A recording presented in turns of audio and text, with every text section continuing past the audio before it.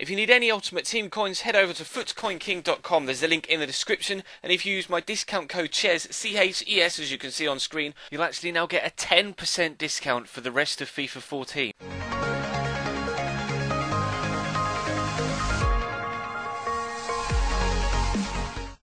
Hey guys, how's it going? Chez back again and welcome to the second instalment of the FIFA 15 player predictions. Yesterday we had Chelsea, and there'll be a link to that video in the bottom left hand side of your screen if you missed it, so you can check it out. Today, as you can see, we're covering Arsenal. Got three players for you today: Alexis Sanchez, Ramsey and Olivier Giroud. So let's jump straight in. We're going to start with the Chilean winger, Alexis Sanchez. I have kept him out wide and not put him as a striker like his international man of the match card was, but he had an extremely good season last year with Barcelona. Was very surprised that they let him go at all, and to be fair, it's an extremely good signing by Arsenal. Of course, he had a very impressive World Cup as well, and as you can see, I've upped him by 1 overall from 82 to 83. Pace up 1, passing and dribbling also up 1. He shot by 3. He did score a lot of goals last year and was particularly good at the World Cup when it came to finding the back of the net as well.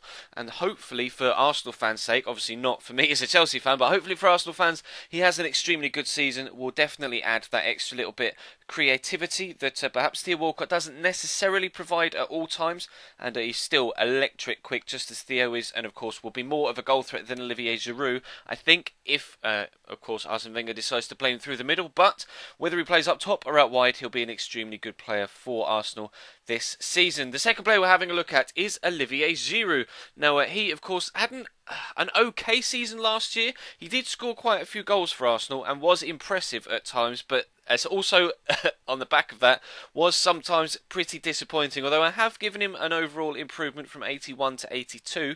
This is a call of, obviously, of course, all opinion based. I've upped his pace by 2 to 68. I don't think he's as slow as 66. I think that's a bit harsh by BEA, but I'm not going to give him too much of an improvement because he isn't rapid. Shot up by 1 to 83, passing by 3 because his link-up play was particularly impressive last year at times. Dribbling up by 1, but defending down by 1, because at times he can be an absolutely lazy son of a bitch. So physical, I've gone with 81 because of course he is very strong in the air.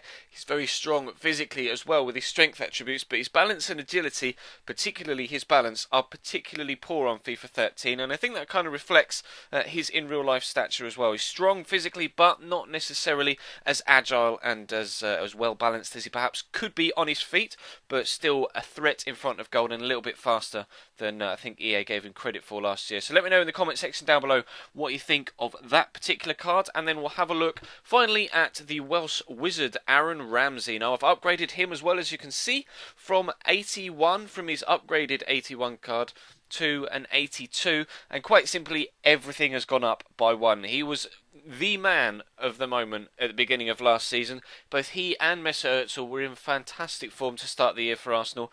Ramsey scored something like 8 goals in his opening 9 games last year. Was really impressive. Unfortunately, got injured towards the middle of the season and missed a big chunk of it. Had he been fit, who knows what Arsenal could have done in the Barclays Premier League last year, but they definitely were more disappointing than they perhaps should have been in the Barclays Premier League. But they did of course win the FA Cup thanks to an Aaron Ramsey goal as well, and he started off this year in good form as well. So I've upped him by 1 all across the board because I feel as a player he is growing everywhere. His pace, his passing and his finishing have improved a lot. His dribbling is fantastic. His feet are really good. Obviously he chimes in defensively as well, so I've upped his defending to go along with that. And then his strength, he's not a big player, but he's not necessarily on the back of that a small player as well. He's kind of a run-of-the-mill, just your average build central midfielder, so I went with a kind of 69 physical, with his strength, agility and balance all being around about that, and then with his jumping a little bit lower, but perhaps his heading ability a little bit around about the 68-69 mark. So that's going to bring this one to a close, guys.